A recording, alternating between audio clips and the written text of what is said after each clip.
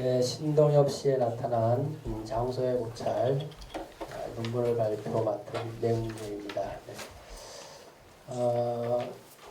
제가 이제 이 논문을 쓰면서 제목을 신동엽 씨에 나타난 제주 장소의 고찰 이렇게 하는 게 더 좋겠다 생각을 했는데요.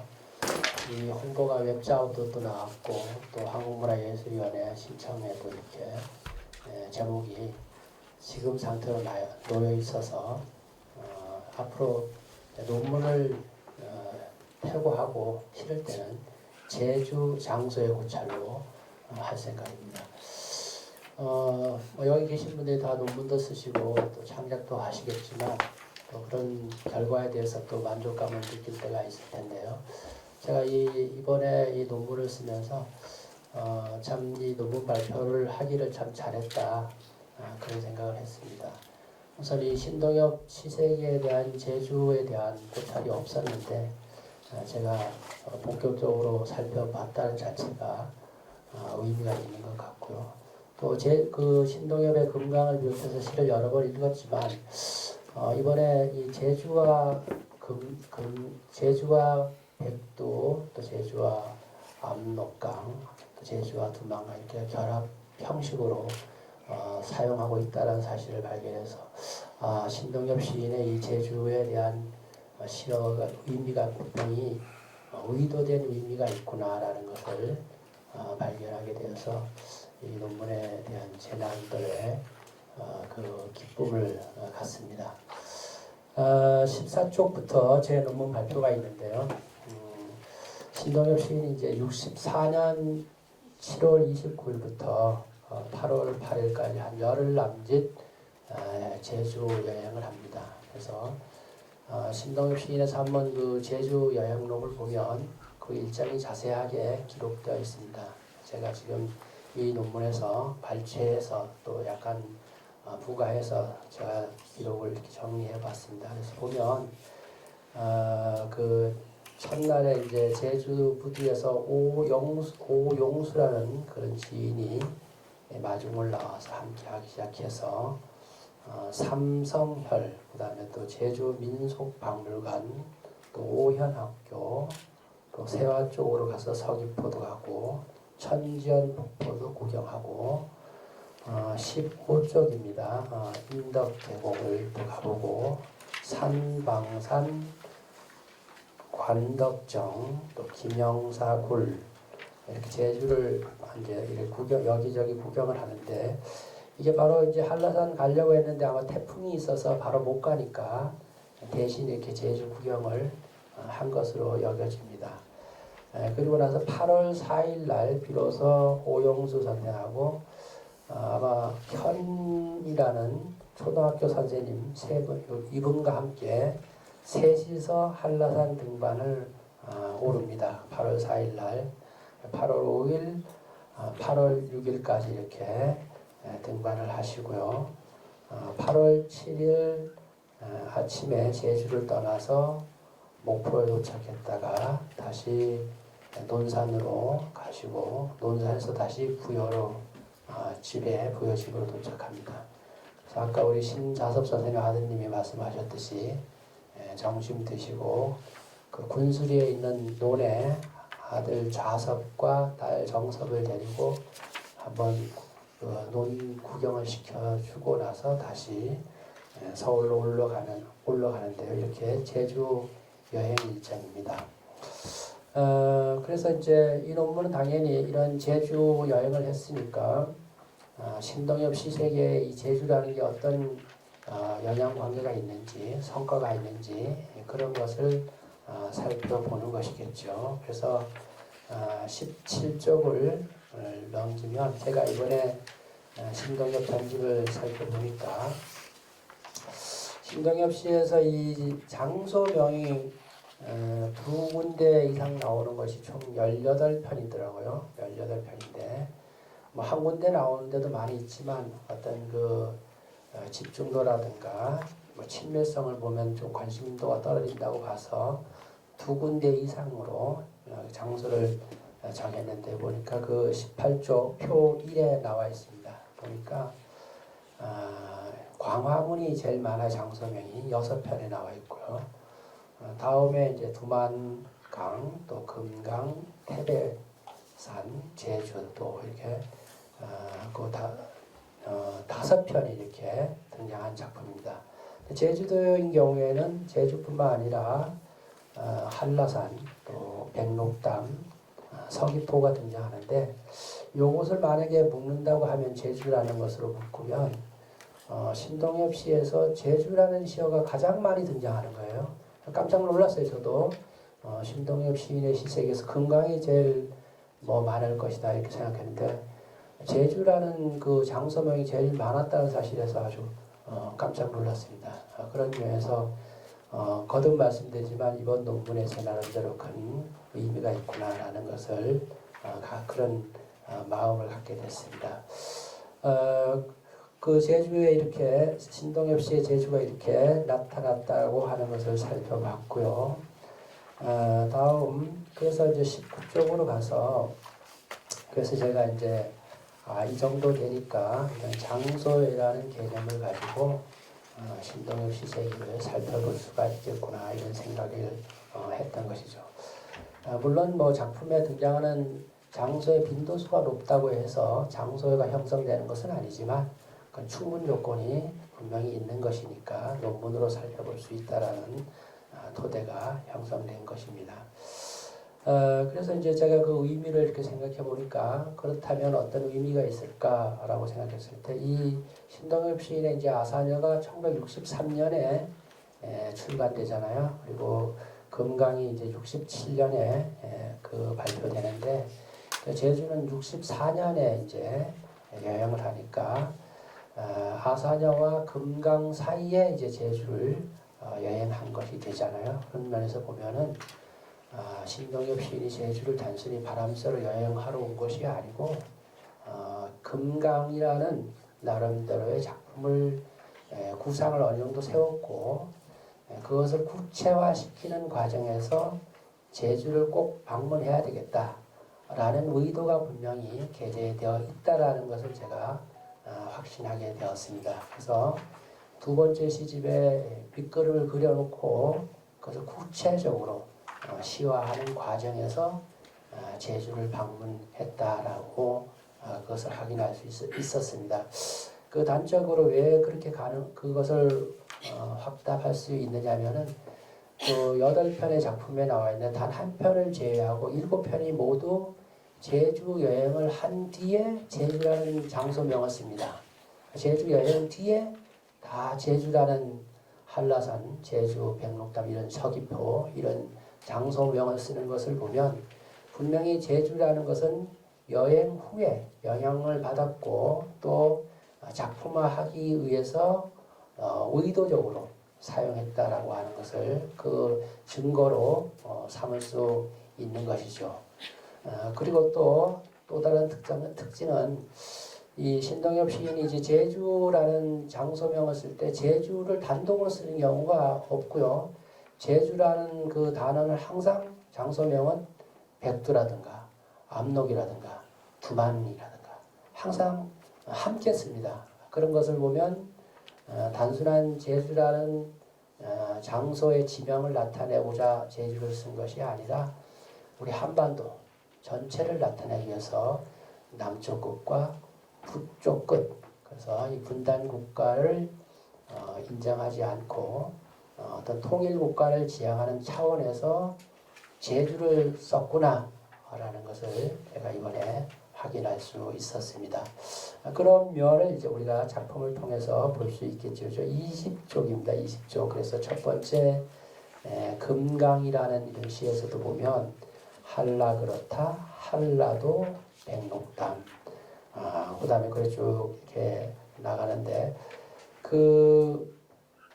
거기에 보면 그 서롬이라는 게 있잖아요. 저도 이번에 처음 알게 됐는데, 그러니까 이 시롬이라는 걸 처음 알게 됐는데, 이 시롬이가 보니까 제주도 그 산문을 읽어보니까 완광본에서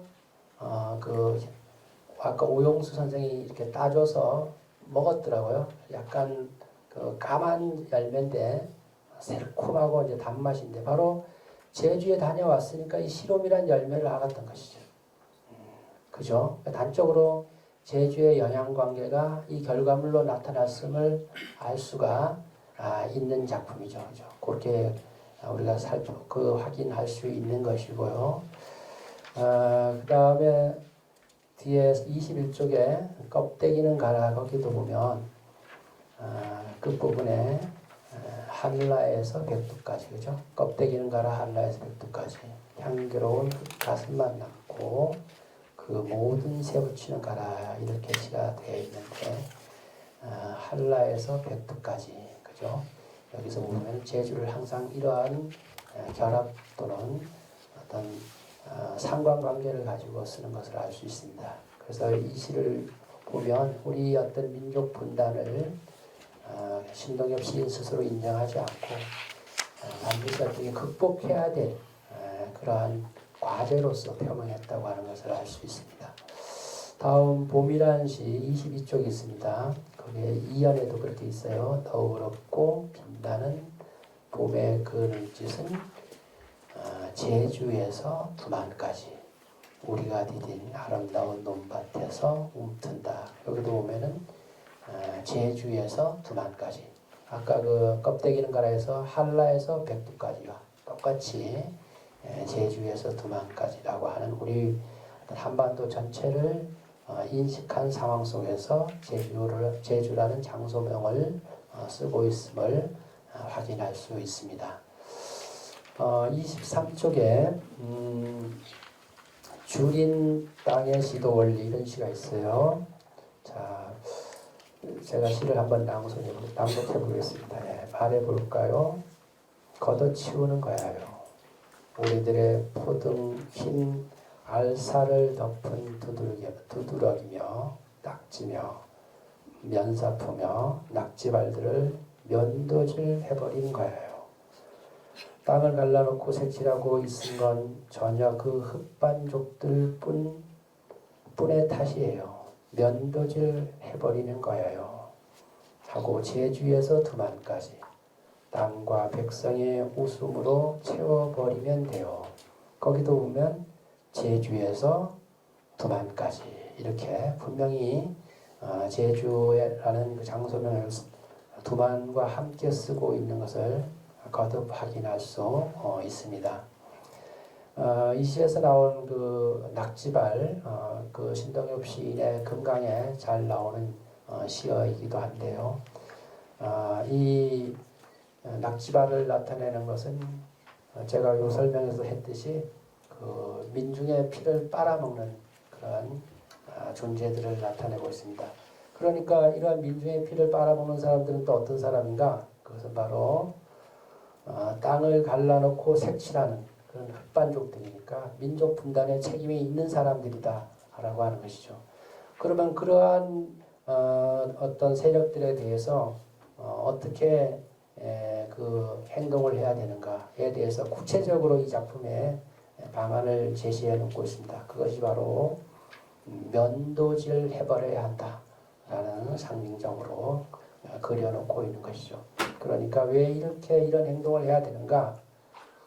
평등한 노동, 평등한 분배, 그러한 축제의 장이 마련되기 위해서는 민중들이 이러한 행동을 해야 된다고 하는 것을 분명하게 제시해 놓고 있습니다. 그래서 여기까지 이제 시 작품을 살펴보았는데요. 요 정도만 보더라도 신동엽 시인이 제주를 방문한 그 의도를 우리가 충분히 확인할 수 있고요. 그 결과가 어떻게 나타났는가도 역시 확인할 수 있습니다. 자, 그래서 저의 이제 그 논문 발표의 내용은 이제 이 정도 정리하면 되는데요. 우선 그 정도로 해놓고 또 다른 면에서 또 다른 면은 아니고 이러한 문제를 좀 더 제주에 대한 그 방문한 의도를 좀 더 제가 살펴보니까 한 4가지 정도 더 들 수 있습니다. 첫 번째는 이 제주를 여행하면서 의도했거나 또 와서 직시했거나 하는 면에서 한 4가지 정도 들 수 있는데, 작게는 5가지를 들 수 있겠네요. 첫 번째는 24쪽입니다. 결론 부분에 제주도 와서 신동엽 시인이 크게 느꼈다고 할까요? 충격을 받았다고 할까요? 그런 면이 제주 사람들이 그 열악한 환경 속에서 살아가고 있음을 직시한 것입니다. 그래서 그 산문에 보니까 그 천지연 폭포 가는 길에 비가 아주 많이 내리는데 그 개를 잡는 그 비를 흠뻑 맞으면서 개를 잡는 그 소녀의 모습을 보면서 매우 가슴 아파했고요. 또 돌밭에 틈새를 통해서 보니까 제주 사람들의 굶주림, 과도한 노동, 헐벗음 등등 이런 면을 통해서 힘든 조건에서 살아가는 제주 사람들의 모습, 이것이 신동엽 시인이 그 품고자 했던 가난하고 힘없는 민중들의 모습을 제주 여행을 통해서 확인했던 것이죠. 그런 면을 들 수 있고요. 두 번째는 특히 제주에 대해서 의도적으로 여행했던 건 두 번째 이유가 아주 큰 것 같은데요. 역사적인 어떤 희생자들을 직접 확인하려고 했던 것 같아요. 그래서 사사망쟁이겠죠. 그래서 이 산문에 보니까 그 산사람인 정이라는 분이 있는데 이분이 제주 시민들 보는 앞에서 처형돼서 또 그의 머리가 사흘이나 걸려 있었다 이런 이야기를 듣고 또 주둔군이 들어와서 여성들을 겁탈한 이야기, 또 체포한 민간인들을 일렬로 세워놓고 총을 쏘는 바람에 그 어린 초등학생들이 놀라서 수업 시간에 귀를 막고 놀란 그런 이야기를 들으면서 제주 4.3 항쟁의 역사적 희생자들의 모습이 어떠했는가를 본인이 생각하고 왔는데 와서 직접 현지인들의 말을 듣고 그러한 현장을 답사 체험을 하면서 더욱더 그런 실감을 갖게 된 것으로 보여집니다. 세 번째는 이제 이 제주를 방문하면서 그 자신의 어떤 힘들고 아팠던 경험들을 확인하는 그런 자리이기도 했어요. 그래서 제주 민속박물관에 가서 특히 그 등산할 때 물이나 술을 담아서 허리에 차는 그 담금병 수통 같은 것 같은데 그게 특별히 관심을 갖게 되는데 이건 자신이 한국 전쟁 때 그 국민방위군에 소집됐다가 탈출하잖아요. 그 과정에서 제대로 실제 그 국민방위군에 징집되었다가 굶어 죽은 사람이 실제 많아요. 이 신동엽 시인이 탈출하는 과정에서 굶고 물조차 제대로 먹지 못했던 그런 고생했던 자신의 그런 아프다고 할까요? 그런 면을 이 제주에서 다시 확인하게 돼서 그렇게 자신이 아프게 된 원인이 역사에 있는 것이고 시대에 있는 것이고 또 이 분단에 있다라고 하는 것을 자신의 체험을 통해서 또 확인하게 된 것이죠. 그죠? 다음 네 번째로는 그 신동엽 시인의 산문을 보면 두 번에 걸쳐서 그 아내이죠. 임병선 여사님에 대한 그리움을 이제 밝히고 있는데 그 임병선 여사님이 이제 한국전쟁 때 제주에 피난 오시잖아요. 그죠? 그래서 과연 이제 그 임병선 본인의 이제 부인 나의 아내의 피난지는 어디였을까? 어떤 집에서 있었을까? 이런 궁금증, 또 집에 두고 온 아내에 대한 그리움, 또 젊은 날의 아내에 대한 생각들 등등. 그래서 제주는 본인이 낳고 살아가지는 않았지만 이래 아내하고 깊은 인연이 있는 곳이기 때문에 곧 자신의 단순한 공간이 아니라 장소애를 가질 수 있는 그런 지명 장소였다라고 하는 것을 신동엽 시인은 제주 여행을 통해서 확인할 수 있었다 이런 생각이 듭니다. 그래서 이제 앞에 이런 네 가지 예를 들었는데요.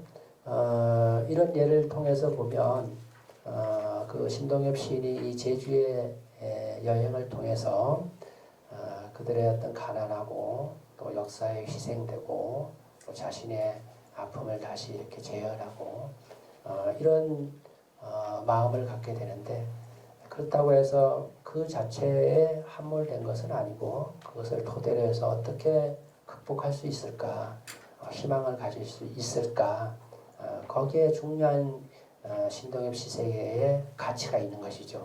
그래서 이러한 것을 토대로 해서 그 제주 사람들의 이 강인한 생명력, 또 역사를 극복하고자 하는 그러한 모습들을 금강에서 구체적으로 나타낸 것이죠. 그런 점에서 신동엽 시인의 이 제주 여행은 신동엽 시색에 매우 의미가 크다고 평가를 내릴 수 있습니다. 그래서 이 정도로 정리하면 될 것 같고, 그래서 우리들에게 그 서울대학교 통일연구소에서 발표하는 걸 보면 20대 같은 경우는 통일에 대한 필요성을 10%밖에 그 호의적이지 않아요. 이런 상황 속에서 지금 신동엽 시인의 이런 시세계가 점점 분단이 고착화되어 가고 있고, 통일에 대한 이런 구체적인 어떤 바람이 약화되어가는 이 즈음에 더욱더 의미가 크다, 이렇게 말씀드리겠습니다. 저의 발표 이 정도로 마치도록 하겠습니다. 네. 감사합니다. 다음은 제주대학교 문지희 선생님께서 토론해 주시겠습니다. 네, 안녕하세요. 제주대학교 문지희입니다. 맹문재 교수님의 발표 잘 들었습니다. 사실 처음 이 발표문을 읽고 너무너무 이제 좋으면서도 아쉬웠습니다. 제주기행에 대한 이러한 연구는 제주대학교에서 공부하고 있는 제가 먼저 발견해서 했으면 얼마나 좋았을까라는 참 욕심이 나는 주제구나라는 생각을 한번 해봤습니다. 제가 교수님의 발표문에 토론을 하기에는 아직 공부하는 학생으로서 실력이 많이 미흡합니다. 그래서 토론이라기보다는 교수님의 그 발표문을 통해서 생각했던 부분들에 대해서 살짝 말씀을 드리고자 합니다. 사실 제주라는 그 장소는 그 정지용 시인, 그리고 정지용, 그리고 서정주, 박목월 등등 이제 많이 제주에 와서 이제 기행을 하고 이제 시를 쓰고 하는 경우들을 많이 봤습니다. 1938년 30년대에 정지용, 서정주가 있었고 1950년 박목월도 있었고 이런데요. 제주기행에서 놀라웠던 것은 제주 4.3에 대해서 언급을 하고 있다는 부분에서 너무나 주목할 부분이 있었다고 생각이 들었습니다. 그래서 이제 신동엽 시를 보면서 왜 제주에 교수님께서도 발표문에서 말씀하셨지만 모두가 관광지라고 생각할 수 있는 제주에 오셔서 제주 4.3을 주목하였을까라는 것을 생각해 봤을 때 그 신동엽 씨의 앞서 발표하신 교수님들께서 1950년도 전후시를 말씀을 하셨는데요. 신동엽 씨의 그 전후시들을 보면은 또 놀라운 부분이 단지 전쟁이라는 부분에 주목하기보다는 이 전쟁이 아까 유성호 교수님께도 말씀하셨지만 세계적이고 동시적으로 발생하고 있다라는 부분을 짚어낸다는 부분이었습니다. 그 제가 또 공부하고 있는 그 제일조선인 시인 김시종의 시에서도 1954년도 지평선이라는 시집의 신문기사라는 시에 보면은 한국 전쟁을 이야기하면서 파리에 있는 라오스 난민의 그 아픔을 이야기하면서 이 한국 전쟁이 단순한 한국 전쟁뿐만이 아니라 이게 서구가 비서구를 침탈하고 침략하는 제국주의자 시각에서 이제 세계적으로 봐야 한다라는 그 시사점을 주는데요. 신동엽 씨도 마찬가지로 이 시들을 보면은 아시아에서 아프리카에서 이러한 전쟁들이 일어나고 있고 이러한 전쟁 무기들이 다니고 있다라는 부분들을 짚어내고 있습니다.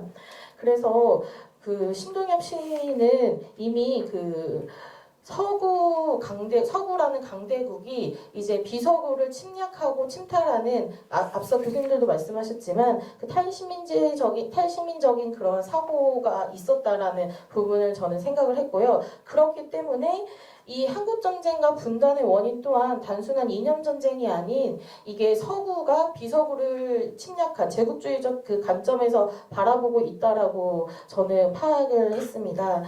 그래서 이 주린 땅이라는 앞서 교수님께서도 보셨던 그 시에서 보면은 또 어떤 부분이 있냐면요. 그 억울하게 체념만 하고 살아가는 나이 땅 조국의 주린 땅이라고 표현을 하면서 이 주린 땅을 극복하기 위해서는 두 코리아의 주인은 우리가 되어야 한다라는 그 부분이 있습니다. 그래서 이 신동엽 시인이 계속 그 전체적인 시에서 강조하고 있는 완충과 중립이라는 것 자체가 이 시인이 분단을 극복하는 통일이라는 부분에 주목하고 있는 것이 아닌가라는 생각을 했습니다. 그렇다면 제주 4.3 항쟁을 주목했던 것은 이제 제주 도민들이 제주 민중들이 이제 우리 한국의 분단에서 처음으로 이 분단에 반대를 하면서 하나의 국가가 분단되는 걸 반대하고 이것에 대해서 적극적으로 항쟁으로 나섰다라는 그 정신을 신동엽 시인은 주목한 것이 아닌가라는 생각을 해봤습니다. 이런 정신에 주목했기 때문에 신동엽 시인이 제주기행 이후에 계속해서 제주라는 지명이 나오는 것은 남쪽 끝에서와 북쪽 끝이라는 그 한반도 전체를 아우르는 말이 아니라 제주에서 시작한 그 통일이라는 그 분단이라는 걸 저항했더라는 그 정신을 가지고 우리가 이 통일을 염원해야 한다. 하나의 나라가 되어야 된다라는 것을 강조한 것은 아닐까라고 저 나름 생각을 해봤습니다. 그리고 또 이후에 이 신동엽 시인이 제주라는 부분을 주목했던 시들이 한편 이후에 계속 나온 부분이 교수님께도 말씀하셨지만 1965년부터 이 시들이 계속 나오는데요. 이것 또한 1965년 체제에 대해서 이 비판을 하기 위해서 그 의미를 갖고 나온 것이 아닌가. 이것도 1965년 체제 또한 한일 그 회담 그리고 베트남 파병 문제에 있어서도 신제국주의 미국에 계속 미국의 힘에 이렇게 좌우되는 이제 우리나라의 그 모습들에 비판을 가하는 그렇게 강대국 논리에 좌우되는 것이 아니라 우리만의 그 통일된 우리만의 길을 가야 한다라는 것을 주목하기 위해서 그 제주라는 지명을 계속해서 거론하고 있었던 것은 아닐까라는 생각을 짧게 해봤습니다. 이상입니다. 교수님 덕분에 제가 신동엽 씨에 대해서 제주에 대한 의미를 저 또한 많이 생각해 보게 됐습니다. 감사합니다.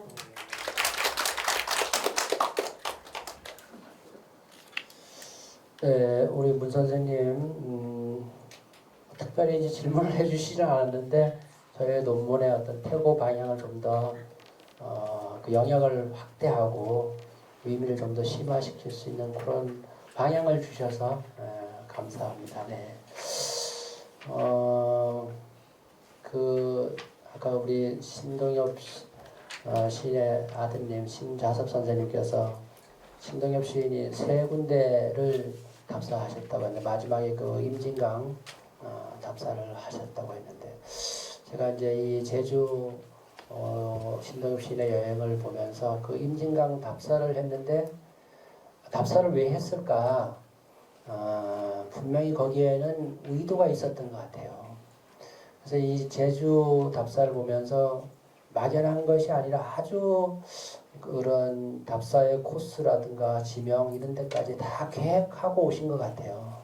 그래서 임진강 답사도 분명히 신동엽 시인이 다음 작품을 위해서 금강 이후에 작품을 위해서 분명히 분단 극복 쪽으로 더 갔던 것 같아요. 제 생각에. 그런 점에서 임진강 답사 이후에 참 일찍 돌아가신 게 참 아쉽고도 안타까운 일입니다.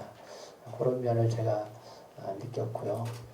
또 뭐 좀 이게 어떻게 이해되는지는 모르지만 사람에게 좀 운명이 있는 것 같아요. 그래서 이번 발표에 제주를 한번 해보고 싶다라고 했는데 의외로 제가 큰 발견을 해서 기뻤고요. 지난번 논문에도 제가 투르게네프의 그 루딘이라는 그 작품을 읽고 그 읽다 보니까 금강과 너무 유사해서 뜻밖의 그런 비교 연구에 나름대로 기쁨이 있었는데 그래서 이러한 어떤 운명이 있는 것 같아서 신동엽 시인을 더 열심히 공부하고 또 그런 시도 쓰고 실천에 대한 행동도 해야 되지 않을까 그런 생각을 하는 기회여서 이번 학술 발표 여러 가지로 감사하게 생각합니다. 네, 마치겠습니다. 네, 감사합니다. 네.